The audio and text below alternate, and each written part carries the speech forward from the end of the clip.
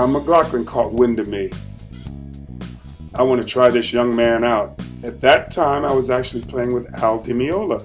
I had finished the Narada tour, and Al took the rhythm section, and we went out to play. Anthony Jackson was the bass player on that record. Elegant Gypsies or something like that.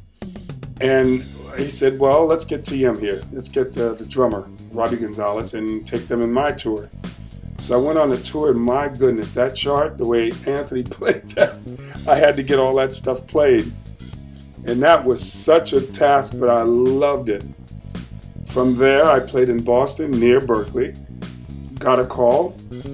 John McLaughlin's just stopped doing Shakti, the Indian band. I would like to have T.M. Stevens come in and play, and I walked in. It was SIR at the time on 53rd Street, 54th Street. I walked in, there was a big room, and from the entrance of the door all the way to the stage, I could hear my own footsteps as they looked at me walk in, and I was so self-conscious. Plug in. McLaughlin said, we're going to play some of my old stuff, Inner Mounting Flame, stuff that, believe it or not, I was a fan of the record, and once again, played with one of the dream artists I wanted to play with.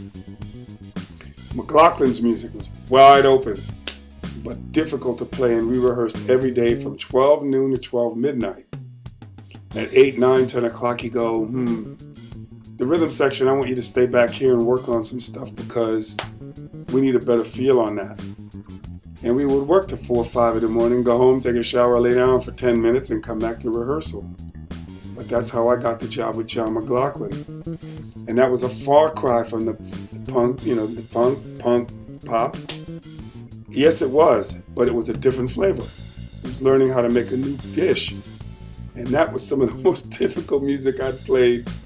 And then from that, I learned how to play that stuff, and that's how I got the job with Steve Vai, playing his music. So I would say all of those artists, from Tina Turner to James Brown to Billy Joel, on over to Al Di Meola and Steve Vai, and all of those things added to my playing and my personality. And you can actually find a record, because we're going to Montreux in a week or so, but you'll find John McLaughlin's recording so you can hear what we did. You should hear what we did. It was very inventive. One love, John McLaughlin, yo. After many years of playing with many different artists, you sign each piece that you play. For instance, if I'm playing a James Brown piece, or a McLaughlin piece, or any of the bands that I play with, it's going to be what they need for their music, but at the same token, it's a TM touch to it. Don't ask me how that works, it's just that each of us has a style. And I could listen to a record and say, oh, that's so-and-so playing, or that's so-and-so playing. And I would sign it. As I'm playing with Joe Cocker, we did Unchain My Heart. And that was that song with the famous intro. Boom, boom, boom, boom, boom. And then that became a huge hit. And I thought I would just record. Remember, I was a session musician, so I recorded that album. And Joe said, this band is amazing. Would you join the band? I accepted. And I thought, okay, I'll just do a tour, and then I'll come back to New York and continue to pick up where I left off at the sessions. 7 years later, we had so much fun, I ended up doing 7 more Joe Cocker records and touring with him for 7 years. The same thing happened with the Pretenders. They needed a bass player. I went upstate to Woodstock, to a studio called Bearsville. And I recorded that song, Don't Get Me Wrong. And she said, well, it'll probably take you a couple of days to get this. So I charted all the stuff out, wrote it all out, knocked out like 4 or 5 songs in an evening, shocked them. Once again, she said, oh, this feel is incredible. Would you join the band? There I was, and I ended up in London. And I walked in and went, what is this place? Because I didn't know Europe, I didn't know London, UK. And Bernard Edwards, Chic's bass player, was the one I met over there first. He was overproducing a British band, and he showed me around London, got me situated, and God bless him. I'll never forget that. He showed me where the pubs were, but that was a fellow bass player to another bass player. So from doing all the sessions, I began to play with the various artists. After the tenure with Joe Cocker, the bug hit me. TM, you need to do your own music, your own albums. And then I formed Shocka Zooloo, which was named after an African king, a Zulu king in the 1800s. And the reason why I took that was because he was a man of power. He was a man of roar.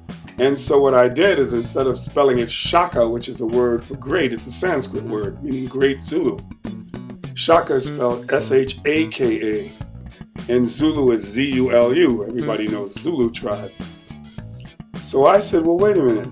I'm a guy up here playing heavy metal funk, which formed, by the way, as I was a kid. Of course, we all listened to Marvin Gaye, Gladys Knight and the Pips. We were listening to all that kind of music.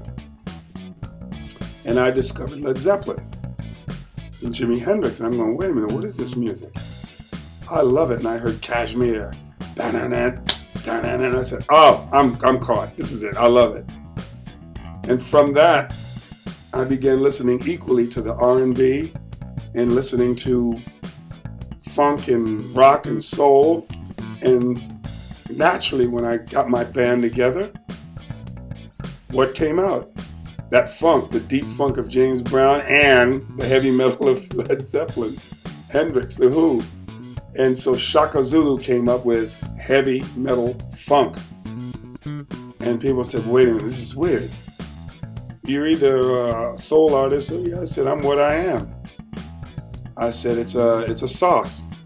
Some sauces are spicier than others. Some put more this, more that. My spice happens to be an equal amount of funk, an equal amount of rock. So I coined the phrase heavy metal funk. Then the name Shocka Zooloo, I said, well, instead of being Shaka, Shaka, great, I changed it to shocking because people were shocked by this combination I put together. So I spelled it Shocka for Shaka.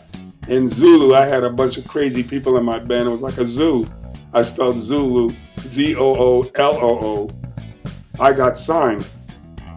There's a little Porter Studio device, and I made a cassette and got my first record off that in Japan. It ended up with 7 records, including a Deep Purple tribute that I did, and Shocka Zooloo took off. We went on stage. The promoters took a chance on us. They said, well, wow, you're a black artist from the Bronx. You're not playing soul. You're playing rock too. Well, let's take a chance. We went and played a Japanese tour. And boy, the crowd went nuts, and they found out that heavy metal funk was a viable direction. They liked that funk, but then it had the power of metal and rock. And Shocka Zooloo, 7 albums, still going strong. And we're still playing, and we're coming up with a new record post this tour. And here we are, baby Bubba.